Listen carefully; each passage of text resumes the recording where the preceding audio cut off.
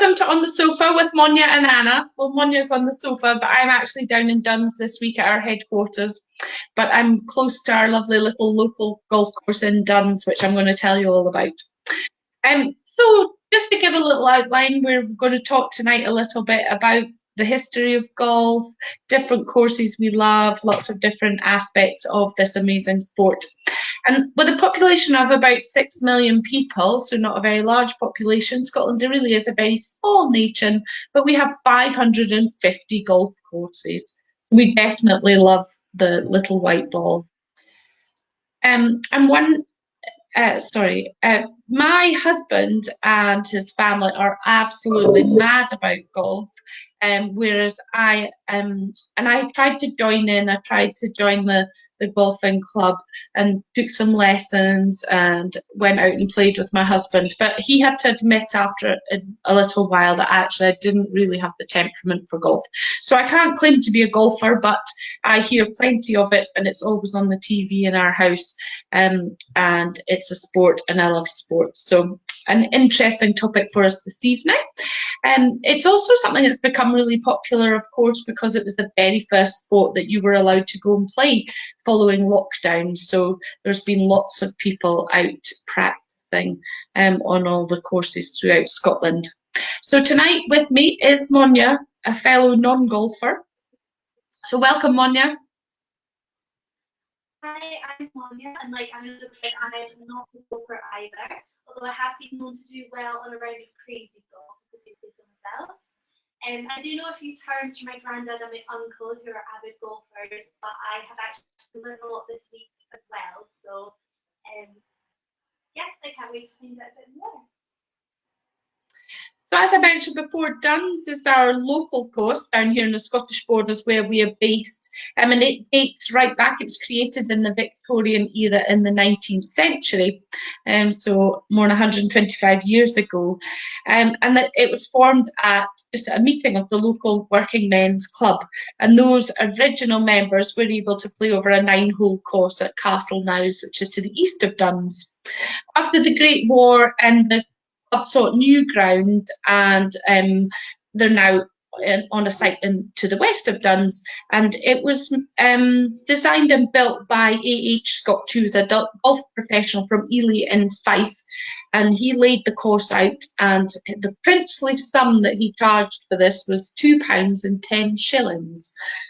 Doesn't sound very much. The new course, which was still 9 holes, was then opened in the spring of 1921. Now, I love this story because initially the course included a field which is at the top of what is the current course, but the members soon realised that the target practice from the adjoining rifle range was making it rather dangerous to be putting on the green, on the third green. So consequently, those top holes were closed, and they took some additional land, and the 18 are now a little bit further down the hill. It is known to be quite a challenging course if you want to come and play. It has the Welrig Burn, the wee stream that runs through it, which has claimed many a golf ball. But if you're visiting, you will really enjoy the views. It has the most amazing views across the Merse, across the Tweed Valley, across to the Cheviot Hills. So definitely worth a visit if you're down in this area. So from the Ryder Cup to the birthplace of golf, Scotland can claim some of the best courses, the best players, and also victories in golfing history. The first record of golf in Scotland actually dates back to the 15th century. So in 1457, golf was banned by Parliament as it was seen as a distraction from military training. The ban was repealed in 1502, and King James IV made the first documented purchase of golf clubs in the same year. King James IV wasn't the only royal fond of golf. Whilst official records have the founding of the world's oldest existing golf course at Musselburgh, Albany in 1672, folk history says that Mary Queen of Scots played there in 1567, so quite a bit earlier. And I used to live in Musselburgh, and we actually have a Musselburgh tartan, so you could always have your golf outfit in the Musselburgh tartan. And And the photo there is from our recent spring photo shoot. It's actually the race course, which links to the Musselburgh Golf Course. And then we actually used the golf clubhouse in Musselburgh to keep the model warm in between photos and changes, because it was quite a chilly day that day, which you might be able to tell from the sky there. So Scotland is home to some of the finest courses in the world, and as I said before, there's over 550 of them. So along the short stretch of coastline on the west coast from Largs to Ayr, there's a whole procession of fairways with some of the finest links courses. And we'll go on to explain what the links course means, but there's Turnberry, Royal Troon, Kilmarnock, Old Prestwick, Bogside, Glasgow and Western Gales, and that's only in Ayrshire. So across on the east coast, we've got yet more of these lovely links courses. Oh, and I can see, sorry to interrupt you, Monja. No, I can see, hello, Thelma's back again this evening, and Rebecca. And Rebecca is coming across to Scotland, says she's booked herself a half-day clinic at St Andrews, so that will be fantastic. Well done, Rebecca. It's quite hard to get a slot there. You'll enjoy that. So each July, the Open Championship is contested on a links course, and Scotland is very famous for links courses. But Anna, as a non-golfer, I don't actually know what a links course is. So I love a links course because I love the beach. So when my husband plays on the links course, then I can go and enjoy a day on the beach. And there are some very beautiful ones in Scotland, and where there's not that many in other parts of the world. So America was only 4 links courses, whereas in Scotland you will find lots and lots. And we've got a quick video here which explains beautifully what a links course is.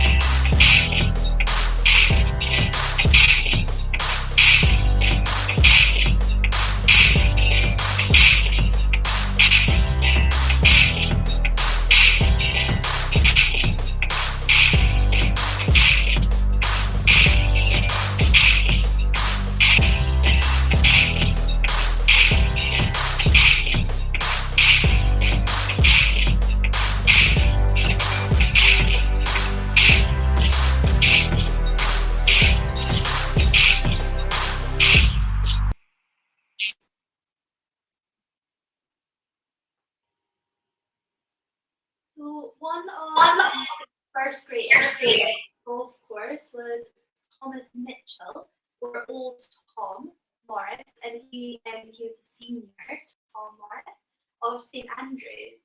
And whilst his career as a player was illustrious, to this day he actually holds the British Open records as oldest champion and greatest margin of victory. And he is equally well remembered for his pioneering work in course architecture. So Old Tom's work can be seen at Carnoustie, Nairn and Old Dornoch in Scotland, as well as a course in both Northern Ireland and the Republic of Ireland. That's the internationally renowned home of golf. It's there's many people always say this is the place to come and play. And Jack Nicklaus said when the Open's in Scotland, there's something really special about it. And we were chatting about this today and just saying, why is that? But when bands come to Scotland, they always say the crowd's amazing. So maybe it's just that in Scotland we're a little bit mental and make a good crowd. But actually, there are many things that make golf very special to the people of Scotland. And Graham McDowell, who was the 2010 US Open champion, and he shot the lowest score ever in a tournament around the old course. So that's one for you to try for, Rebecca. And he said it's not just the course that makes the place feel special, it's the town and the history surrounding it. And I think that's what it's about when you come across to Scotland to play golf, if you're from overseas, or even if you're in Scotland, there's always a story behind the course. There's hundreds of years of history, and there's always something. It's like the little story about the Duns course. There's always something, and that's what makes them special. So make sure you read a little bit up on the golf courses you play on as you go round. So there are, of course, many world-class golf players, and some that may be household names that you'll probably have heard of. And Scotland has, of course, got its fair share of world-class players. So the likes of Paul Lawrie, Colin Montgomery, Sandy Lyle, and not least Ayrshire-born Sam Torrance, OBE. So having won 21 European Tour titles over 3 decades, which is very impressive, Torrance went on to become one of Europe's most beloved Ryder Cup captains when he led the side to victory at the Belfry. And the Ryder Cup started in 1927. That stemmed from the first golf match between Great Britain and the United States in 1921. And the American PGA brought American golfers over to Britain as a team, as no American had yet won the British Open. We can't have that. So a warm-up tournament between Great Britain and the United States was arranged 2 weeks before the British Open at St Andrews, and it was held at Gleneagles. And this tournament marked the beginning of what would become the Ryder Cup. 2014 was actually only the second time that the Ryder Cup has been hosted in Scotland. The 40th Ryder Cup was played at the Gleneagles Hotel in Perthshire, having last visited Scotland in 1973. When it was played at Muirfield in East Lothian. And to mark the return of the Ryder Cup to the home of golf in 2014, the official Ryder Cup tartan has been launched to commemorate that Gleneagles. You can see that on the screen, it's got the blue colour. It's designed to home here in Scotland, actually in the borders where Anna is just now. And the whole tartan features 4 shades of blue inspired by the landscape of Scotland. It also incorporates some white, which is a nod to the cap of the saltire, which is Scotland's national flag of St Andrew. And the blue and gold reflects the colours of the European flag. And of course, golf isn't just for men. And last year, the Solheim Cup was hosted at Gleneagles. Solheim Cup is pinnacle of women's golf, with the best players from Europe and the USA going head-to-head in match play format. And we were really lucky because when we were at New York Tartan Week last year, we managed to see the cup in person when Visit Scotland brought it across to New York ahead of the tournament. And I have to say it was very impressive. I would quite like to have a cup like that on my mantelpiece. So on to golfing attire. So +4s are probably the most famous sort of piece of clothing for golfing. So where did they come from? They were traditionally also called knickers or knickerbockers, and they were often worn in the 19th century. They were baggy garments that had some tight around the knee area and were popular among the soldiers during First World War. And some bright star had a very clever idea of making these trousers a little longer and adding 4 inches to their length.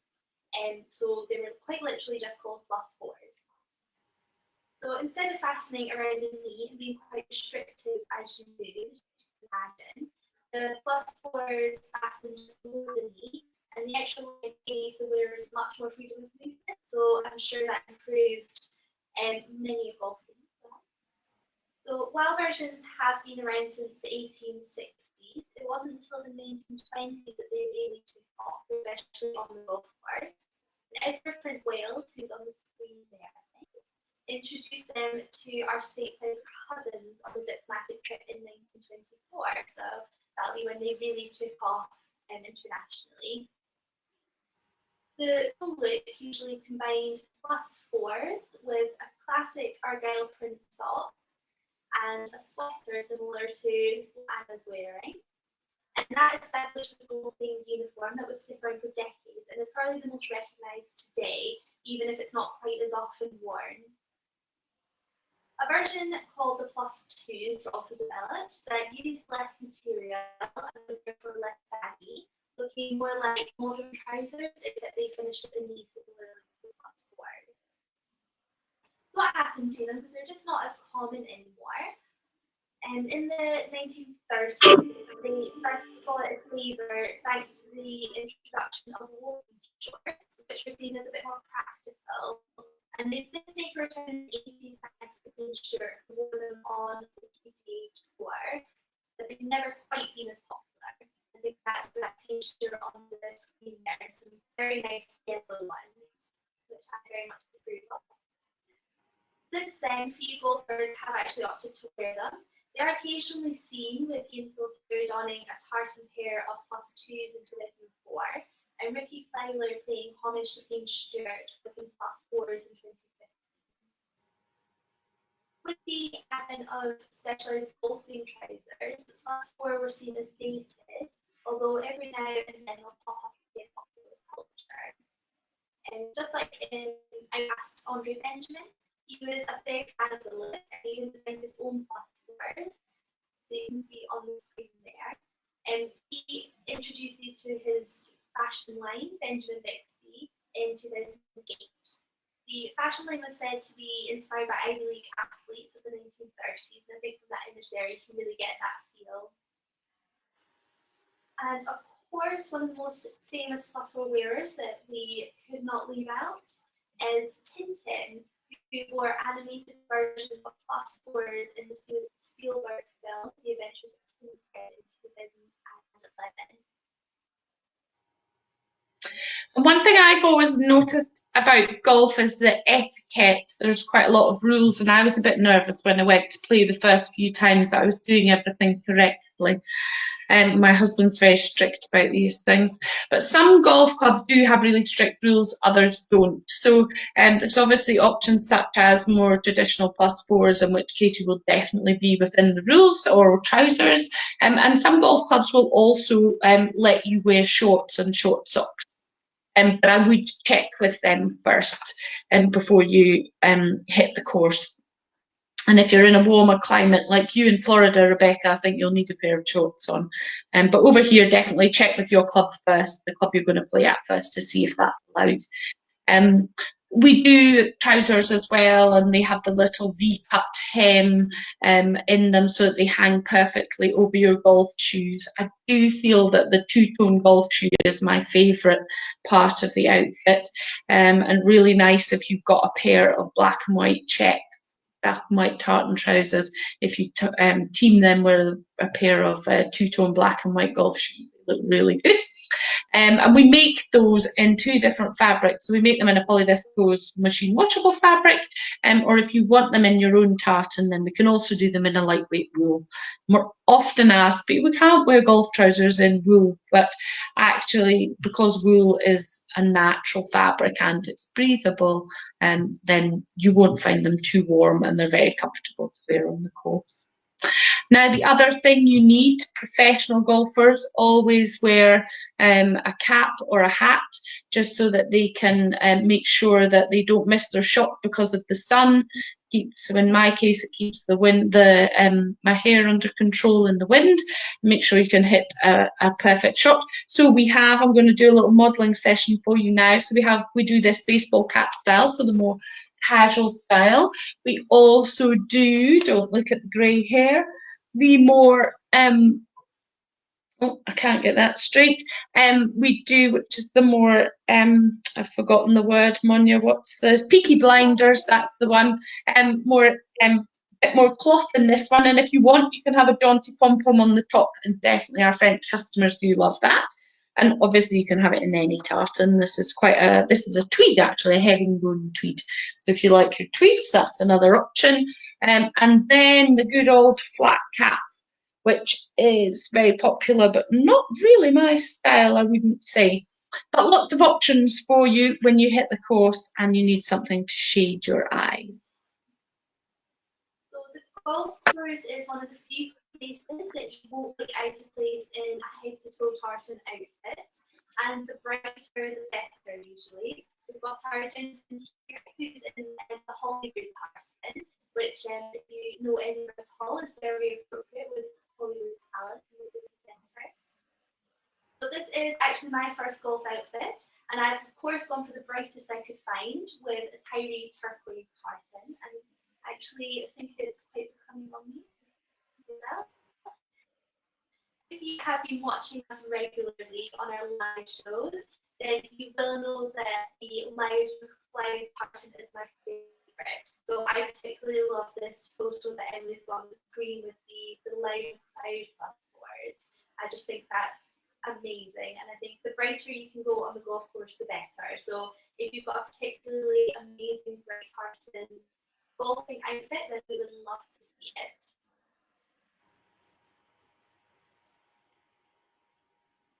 And I think Emily has a video for us now, just to show a few different outfit options. Oh, here we go, it's working.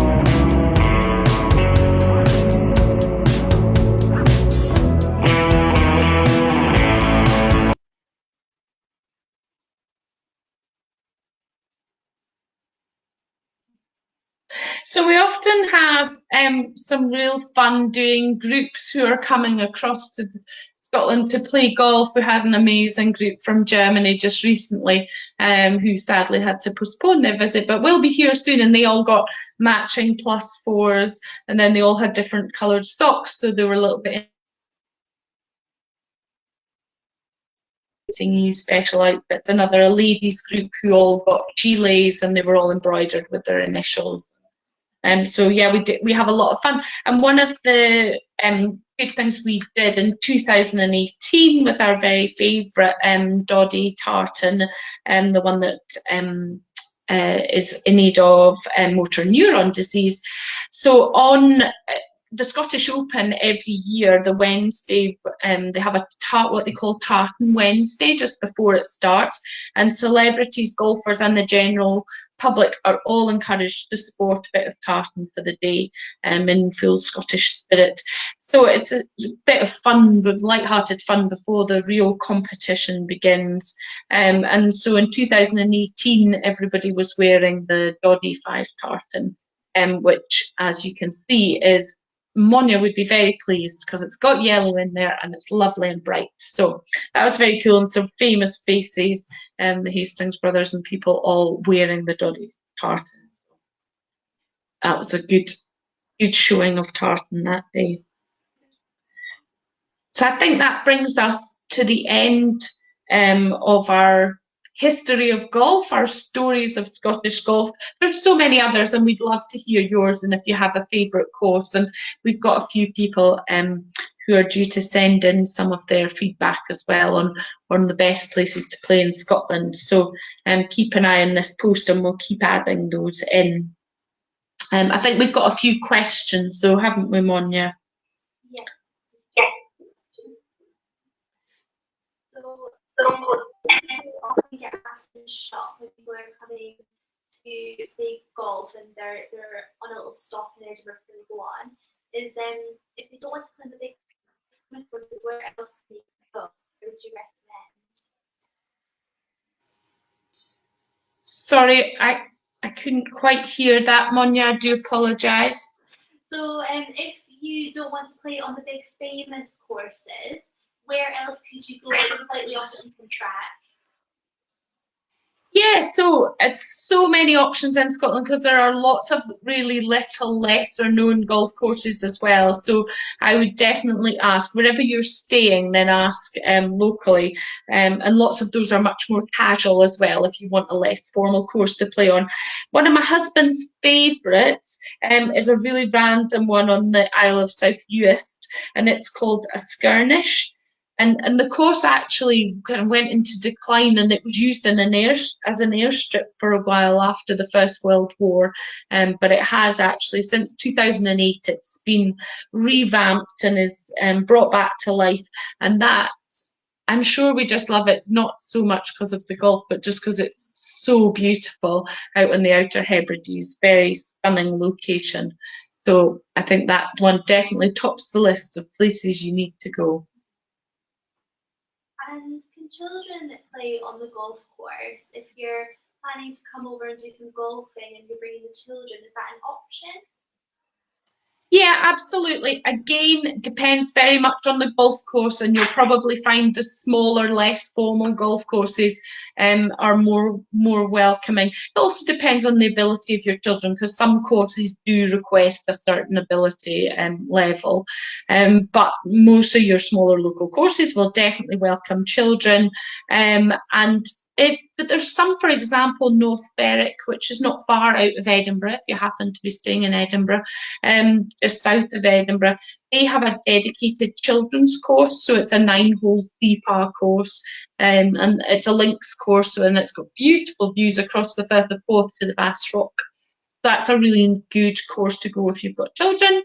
And that's a really nice town, a little place. So North Berwick, there's a really lovely beach, and also it's a nice town just to stroll around. So if members of your family aren't into golf or the children get bored, then there's always something else to do. So it's quite a good one to try. And if you're like me and you don't have your own clubs, or if you may be one of our overseas customers and don't want to bring your clubs with you, can you hire them, or do you have to have your own if you want to go golfing? No, you don't. So if you arrive and you suddenly decide you want to play golf and you've not got your clubs, that's fine, or you just don't want to bring them because it's all that extra luggage, that's absolutely fine. You can hire them usually at the course. But if you're going to play quite a few courses when you're over, you can hire them. There's some good online companies. Just one of them's golf clubs online, and where you can just hire them for the duration of your stay, and then you take them around with you, and then they arrange to pick them up again. And they're highly efficient and generally of good quality. So unless you're got a special requirement, then certainly you don't have to always bring your own clubs. I think there's a question there from Rebecca, isn't it? Rebecca saying she picked St Andrews because this is where her family came from. What a beautiful place, Rebecca. And you're wondering if this is the birthplace of golf. So yes, absolutely. You're quite right. The birthplace of golf, the very first course. And that dates right back to the 15th century. So I'm not sure how far you've managed to go back in your family roots, but yeah, wonder if your family have been there as long as the golf course. But it's amazing to think people were playing golf at that time, but they were. So yeah, lovely course on the East Coast. And again, that's a links course, a nice course. I think, is that all our questions? Have you got any more there, Monja? No, I think that's all of our questions this week. Okay, well, thank you everyone for joining us. And Rebecca, I hope you have a great time when you come over and play. You'll have to send us a picture of you at St Andrews.